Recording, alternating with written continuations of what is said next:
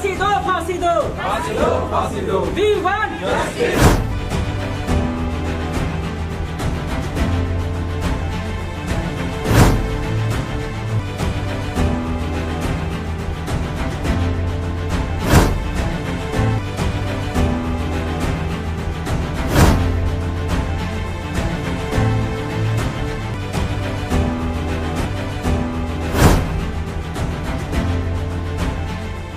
नमस्कार, मैं दिव्या श्रीवास्तव। आप देख रहे हैं एसआर समाचार। 15 अगस्त 2024 स्वतंत्रता दिवस। सवाल ये है कि क्या आज हम महिलाएं स्वतंत्र हैं? क्या आज हमें आज़ादी है कि हम खुल के जी सके? आपसे मेरा प्रश्न है, ये वीडियो देखने के बाद ही उत्तर दीजिएगा। सरकारें कहती हैं बेटी बचाओ बेटी पढ़ाओ। बेटी बचा तो लेंगे, बेटी पढ़ा भी लेंगे, लेकिन जब बेटी नौकरी पे जाए तो उसकी सुरक्षा की जिम्मेदारी कौन लेगा? सवाल है सरकार से, सवाल है प्रशासन से, सवाल है सिटी पुलिस से, सवाल है सबसे, सवाल है आम इंसान से, सवाल है लड़कों से, सवाल है लड़कियों से भी। मेरा सवाल सबसे है। बीते दिन आपने एक हादसा सुना होगा। वैसे तो डेली 87, एक रिपोर्ट के मुताबिक डेली 87 रेप केसेस होते हैं, लेकिन बीते दिन का हादसा आपने सुना होगा। इससे पहले भी 2-3 साल पहले की मैं बात करूं, मैं शायद 12th क्लास में थी, उस समय भी एक डॉक्टर के साथ इसी तरीके से रेप केस हुआ था। लेकिन अब फिर से कोलकाता में जिस तरीके से आरजी कॉलेज में 36 घंटे की ड्यूटी करने के बाद इतनी बुरी तरह रेप केस होता है, जिसके बारे में मुझे बोलने में भी मेरे आंखों से आंसू झलकने लगते हैं। उस लड़की की आंखों में स्पेक्स, चश्मे का शीशा पाया गया। उस लड़की के, नहीं बोल सकती मैं आगे, इस बेकदरी से उसका रेप केस हुआ, उसका मर्डर हुआ। मर्डर कहते हैं इसे, कोई सुसाइड ऐसे नहीं कर लेता है, लेकिन हमारे यहाँ के प्रशासन, सरकार सब इस पर लगी है कि ये सुसाइड है। अरे डॉक्टर्स जो बिना ऊंच नीच देखे, बिना जात पात देखे, बिना अमीर गरीब देखे आपका इलाज करते हैं। अरे आपका इलाज करते हैं, तब भी इस तरीके की हरकतें हो जाती हैं। वाह, ये मेरे देश में स्वतंत्रता दिवस मनाया जा रहा है, इस तरीके से जश्न मनाया जा रहा है। सरकार, 15 अगस्त है आज, किसी ने भी 2 से 3 दिनों में नहीं बोला है। मैं भी एक महिला हूँ इस देश में, अगर मुझे भी कुछ हो जाए तो कोई सीबीआई जांच नहीं होगी। मुझे भी पता है कि कल को मेरे साथ क्या हो, मुझे भी नहीं पता कल मेरे साथ क्या हो, और मेरे पीछे भी कोई पता नहीं, मेरे घर वाले मेरी बॉडी भी देख पाएंगे कि नहीं, जिस तरीके से उसका नहीं दिखाया गया। सोचने वाली बात है। मैं बात करूँ, कोलकाता में लेडी डॉक्टर के साथ इस तरीके से केस हो जाता है, उसके बाद फिर पुलिस प्रशासन लग जाते हैं अपने उसमें कि अरे ये तो सुसाइड था। अरे वहाँ का प्रिंसिपल क्या कह रहे, सुनिए, वो प्रिंसिपल कह रहा है कि रात में करने क्या गई थी? अरे 36 घंटे की ड्यूटी करने के बाद 5 मिनट रेस्ट करने गई थी अपने रूम में। लेकिन आपको ये समझ में नहीं आएगा। और आज हमारे देश का हर एक डॉक्टर सड़क पर उतर आया है। और आपने कल की रात एक वीडियो देखा होगा ट्विटर पे वायरल होते हुए, जस्टिस फॉर, उस डॉक्टर के लिए जस्टिस मांगा गया, और वहाँ पर बहुत सारे डॉक्टर्स एकत्रित होकर के सिर्फ शांतिपूर्ण प्रोटेस्ट कर रहे थे, सिर्फ शांतिपूर्ण प्रोटेस्ट। लेकिन वहाँ पर 1000 से 2000 मॉब्स भेज दिए गए और पूरे कॉलेज में उस एविडेंस को मिटाने की कोशिश की गई, और पूरे कॉलेज में इमरजेंसी वार्ड तोड़े गए। और साथ ही साथ आपको बता दूं कि डॉक्टर्स के ऊपर भी हमला किया गया। उन डॉक्टर्स की क्या गलती थी भाई? उसके बाद गर्ल्स हॉस्टल में भी घुसने का प्रयास किया। वीडियो में साफ साफ जाहिर है, आप ट्विटर पर सर्च करेंगे तो आपको मिल जाएगा वीडियो भी, देखिएगा ज़रूर ये वीडियो। मैं अगर झूठ बोल रही तो आप वीडियो ज़रूर देखिएगा। और हर बार मैं सच दिखाने की कोशिश करती हूँ। हमारे साथ इस वक्त कुछ डॉक्टर्स हैं जो कि प्रोटेस्ट कर रहे हैं। लखनऊ की मैं बात कर रही हूँ। कल भी हमने KGMU के डॉक्टर्स दिखाए थे। क्या कहना चाहेंगी आप? सिर्फ डॉक्टर्स की बात नहीं है, बात लड़कियों की है, लड़कियों की सेफ्टी की है। क्या लड़कियाँ सेफ़ हैं? क्या हम अकेले ट्रैवल कर सकते हैं? क्या हम नाइट की ड्यूटी कर सकते हैं? बात लड़कियों की है। हमें सेफ्टी चाहिए, इंसाफ चाहिए, जस्टिस चाहिए। अच्छा, जिस तरीके से ये हादसा होता है, आप एक लड़की हैं, आपने किसी मरीज़ का इलाज किया, 36 घंटे ड्यूटी करी, लेकिन उसके बाद आपको सेफ्टी की, जो एक सेफ्टी की व्यवस्था होती है वो नहीं मिलती। क्या कहेंगी? इस पे सबसे पहले तो मैं ये कहना चाहूँगी, जो ये क्राइम हुआ है ये सबसे ज़्यादा बड़ा क्राइम है, और उसके बाद जो अब क्राइम कंटिन्यू हो रहा है वो ये है कि इसको छुपाया जा रहा है और कोई भी हमें जस्टिस नहीं मिल रही है, और अब हमें मतलब अपने वर्क प्लेस पे भी हम सेफ़ फील नहीं कर रहे हैं, तो हमें जस्टिस चाहिए। एक मांग है कि आप ये आप चाहती है कि जिस जगह पे आप हो वहाँ पे सुरक्षा की व्यवस्था की जाए? यस, हम जहाँ पे हो हमारी सुरक्षा की जाए और हमें इस केस में हमें जस्टिस चाहिए बस। आपको भी जस्टिस चाहिए? जी बिल्कुल जस्टिस चाहिए।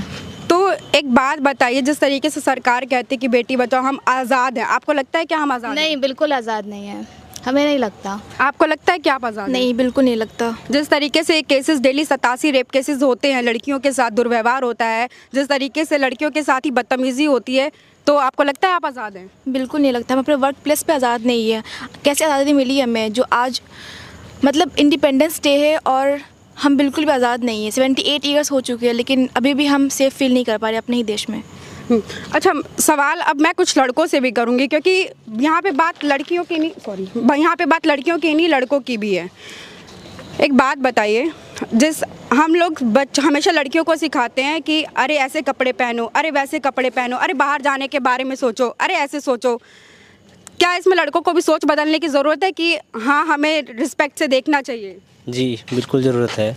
लड़कों को भी सोचना चाहिए कि हमारे साथ समाज में सब लोग हैं, लड़कियां भी हैं, हमें सबको एक अच्छे से नज़रिए से देखना चाहिए, और हमें ये कटाक्ष नहीं देना चाहिए कि लड़कियों को हमें छोटे कपड़े नहीं पहनने चाहिए। ये सब मेंटलिटी की बात है।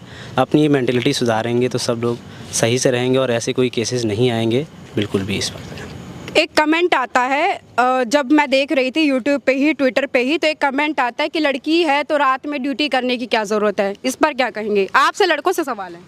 भाई मेरी तरफ से मेरी ये राय है कि सबसे पहले जो सरकार अभी की सरकार है फ़िलहाल के लिए, वो उसका स्लोगन यही है कि बेटी पढ़ाओ बेटी बचाओ, और मतलब महिलाओं की सुरक्षा सर्वपल्ली है, मतलब सबसे ऊपर है। अभी तक हमने इतने केस आ रहे हैं, कहीं भी महिलाओं की सुरक्षा नहीं देखी जा रही है। अभी आप देखिए कि हरियाणा सरकार अपनी अभी मतलब ये जो हरियाणा सरकार है उसने सबसे बड़ा रेपिस्ट जो है गुरमीत राम रहीम जो है उसको छोड़ा है, सिर्फ और सिर्फ इलेक्शन के लिए, वोट पाने के लिए। इतना बड़ा मतलब क्या कहते हैं, वोट बैंक है वो, उसको छोड़ा गया है, सिर्फ इतना बड़ा रेपिस्ट है। तो सरकार को सोच अपनी बदलनी चाहिए, ठीक है। स्टूडेंट की सोच समान है बिल्कुल, ठीक है, उसमें कोई लड़का कोई लड़की नहीं है, सब समान है। अब हम क्लासरूम में बैठ के देखते हैं कि वहाँ पर सब साथ में बैठते हैं, सब मतलब समान अधिकार हैं सबके लिए, और यही हमें सिखाया जाता है, हमारे टीचर भी ये सिखा रहे हैं। लेकिन जो सरकार है या और भी सब चीज़ें हैं, इनको अपनी सोच बदलनी चाहिए। आपसे पूछेंगे कि क्या मांग रखते हैं आप? जिस तरीके से घटना होती है, क्या पुलिस प्रशासन को, क्योंकि पॉलिटिकल बैकग्राउंड था ना, तो वो बच गया, अब तक उसको पकड़ा नहीं गया, उसके सबूत को ढूंढने की कोशिश करते हैं, लेकिन सबूत सामने दिख रहा है, लेकिन नहीं, सबूत नहीं है, वो सबूत सामने है लेकिन सबूत नहीं है, ऐसा कहा जा रहा है। क्या कहेंगे इस पर कि हमारा क्या, जिस तरीके से हमारे कोर्ट है, हमारी जिस तरीके से, मैं क्या ही बोलूँ, मेरे को तक गुस्सा में मेरा दिमाग चढ़ रहा है इस चीज़ को लेकर के कि आप, हमारी क्या कानून व्यवस्था है? हमारी कानून व्यवस्था इतनी भी टाइट नहीं है कि एक लड़की को इंसाफ दिला सके। इस पर आप क्या कहेंगे? सबसे पहली बात, एज अ ह्यूमन बीइंग मैं कहना चाहूँगा, बाद में तो मैं डॉक्टर हूँ, कि वो इतनी ख़तरनाक घटना है कि मैं जब भी सोचता हूँ, रियल बोल रहा हूँ, कि जब भी सोचता हूँ तो बड़ा बेचैन सा हो जाता हूँ। मैं पढ़ाई नहीं कर पा रहा हूँ, एग्ज़ाम चल रहा है, बहुत ज़्यादा ख़तरनाक है। मैं देखता हूँ व्हाट्सएप पे स्टेटस लगा देता हूँ कि लोग देखें। फिर हम लोग बहुत दिनों से प्लान कर रहे थे कि जस्ट एटलीस्ट हम कुछ तो कर सकते हैं अपनी आवाज़ उठाने के लिए। अभी मैं देख रहा था, अभी तो ये फीमेल के साथ हो रहा है, डॉक्टर्स वो बाद में है, उसके साथ अभी मेल डॉक्टर्स हैं। अभी लखनऊ में एक घटना हुई, एक बुजुर्ग डॉक्टर को इतनी बुरी तरीके से पीटा गया। अभी मैं डेटा पढ़ रहा था, टाइम्स ऑफ इंडिया का एक डेटा था कि 70% से ज़्यादा वायलेंस हो गई है डॉक्टर के अगेंस्ट। मतलब हम कौन से समाज में जी रहे हैं? इस तरीके की घटना हुई। अभी मैं देख रहा था, इंजरी रिपोर्ट देख रहा था, ऐसा कोई बॉडी पार्ट नहीं जहाँ उसकी इंजरी नहीं थी। बहुत दुख हो रहा था, मतलब आंखों से आंसू आ गए थे, इतना बुरा लग रहा था उसको देख करके। उसके बाद क्या किया, मुद्दा पॉलिटिसाइज कर दिया गया कि नई लड़की है, वहाँ नहीं जा सकती। क्यों नहीं जा सकती? क्या अब तक क्या मजबूरी है? उसको अपने घर चलाना है, अपने सपने पूरे करने थे, कुछ भी करना था, उसने पूरी अपनी ज़िंदगी लगा दी। यहाँ तक आने में पीछे उसको तैयारी करनी पड़ी, फिर 5 साल तक, फिर नीट उसको किया, MBBS किया, फिर PG के लिए मेहनत की, फिर वो रात में अगर ड्यूटी भी कर रही है तो किसके लिए कर रही है? इंसानों को बचाने की नहीं कर रही है। लेकिन उनमें से कोई एक ऐसा इंसान आता है, उसको इतनी बुरी तरीके से मारता है, पीटता है, ऐसे हर बॉडी पार्ट पे उसकी इंजरी देता है। और फिर ये तो अभी ये भी आ रहा है, अभी एक बंदा है, लेकिन अब एक रिपोर्ट में आया गया कि ये गैंग रेप है, तो उसमें भी गवर्नमेंट बचा रही है। जो डॉक्टर प्रोटेस्ट कर रहे हैं उसके न्याय के लिए, उन लोग को भी कल मारा पीटा गया। और यहीं पर अगर देख लिया जाए, एक नॉर्मल सा बंदा भी डॉक्टर्स को आता है और कह करके कुछ भी, मतलब किसी भी तरीके की वॉयलेंस करके चला जाता है, उसको वर्बल अब्यूज़ कर जाएगा, कुछ भी कर जाएगा। तो हम लोगों की सिक्योरिटी सेफ्टी बिल्कुल ज़ीरो है। कोई भी घटना हो, कुछ भी हो, सारा की सारा दोष मर दिया जाता है कि ये इंडिविजुअल ऐसा था इसलिए इसके साथ ऐसा हो गया, कि नहीं, ऐसा नहीं है। वो बहुत ज़्यादा खतरनाक घटना है। हम सिर्फ यहाँ फॉर्मेलिटी के लिए खड़े नहीं हुए हैं। ये सिर्फ फॉर्मेलिटी, एक मोमबत्ती या एक कार्डबोर्ड का चार्ट नहीं है। ये बहुत दिमाग को खोलने की बात है कि इस तरीके की घटनाएं अगर समाज में होती रहेंगी। मैं सोच रहा था रात कि काश अगर वो मेरे घर की होती तो मेरे क्या हाल होते। आज मैं मस्त घूम रहा हूँ, फिर रहा हूँ, आज़ादी के नारे लगा रहा हूँ, लेकिन अगर वो मेरे घर का अपराध होता, हर किसी घर से एक ना एक बंदा बाहर जॉब कर रहा है, निकलते हैं बाहर, तो हमने कैसा फील होता। तो इस तरह की घटनाओं पे हमें सबको साथ में आना चाहिए और इसको यहीं नहीं छोड़ना चाहिए। कैंडल मार्च और कार्डबोर्ड को यहीं नहीं छोड़ना चाहिए। इसको जहाँ तक हो सकता है उसको इतना उठाएं कि आगे डॉक्टर हो, कोई भी हो, किसी के भी अगेंस्ट कोई भी वायलेंस करने की हिम्मत ना कर पाए। बस। कानून व्यवस्था की अगर मैं बात करूँ तो जिस तरीके से हमारी कानून व्यवस्था है, इस पे क्या कहेंगे? हर बार तो लापरवाही बरतती है। जब केस हो जाता है, चोरी हो जाती है, चोरी होने के आग लग जाती है, आग लगने के बाद तो फायर ब्रिगेड आती है कि हाँ जब जल गया तब हम आएंगे। तो ये क्या कानून व्यवस्था इतनी लापरवाही क्यों बरत रही है? क्यों नहीं हमारे देश का कानून व्यवस्था 78 साल बाद भी तेज़ नहीं हो पा रहा है? सबसे पहले हमारे यहाँ पे 2 डिमांड है। पहले तो इस केस को, जो केस हुआ है, इसके अंदर इसको फास्ट ट्रैक कोर्ट के अंदर लाया जाना चाहिए, क्योंकि यहाँ पे इतने सारे केस पेंडिंग है। तो उसको जब तक फास्ट ट्रैक कोर्ट के अंदर नहीं लाया जाएगा तब तक ये आगे मामला होता ही रहेगा कि इस पे जल्दी सुनवाई होनी चाहिए। और दूसरी डिमांड ये है कि सेंट्रल हेल्थ प्रोटेक्शन एक्ट यहाँ पे लागू होना चाहिए जल्द से जल्द। जब तक CHPA लागू नहीं होगा तब तक ये जो मामला हो रहा है होता ही रहेगा। कड़े कानून बनने चाहिए इसके लिए। कड़े कानून बनने चाहिए, ठीक है। देखिए, कड़े कानून बनने चाहिए।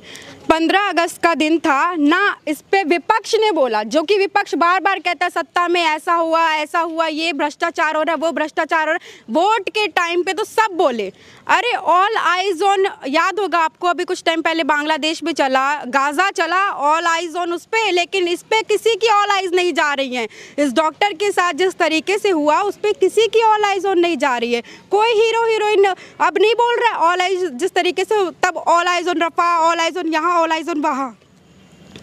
एक सवाल, आपको अपनी सेफ्टी चाहिए? सेफ्टी चाहिए? जी बिल्कुल चाहिए। सेफ्टी चाहिए? जी बिल्कुल। सेफ्टी चाहिए? जी बिल्कुल। अरे सबसे पूछती हूँ, सेफ्टी चाहिए? सेफ्टी चाहिए, जस्टिस चाहिए, यहाँ पे जस्टिस चाहिए, उस डॉक्टर के लिए जस्टिस चाहिए। देखने वाली बात होगी जस्टिस मिलेगा कि नहीं। बने रहे आसार समाचार के साथ। कैमरामैन ऋषभ के साथ मैं दिव्या श्रीवास्तव, धन्यवाद।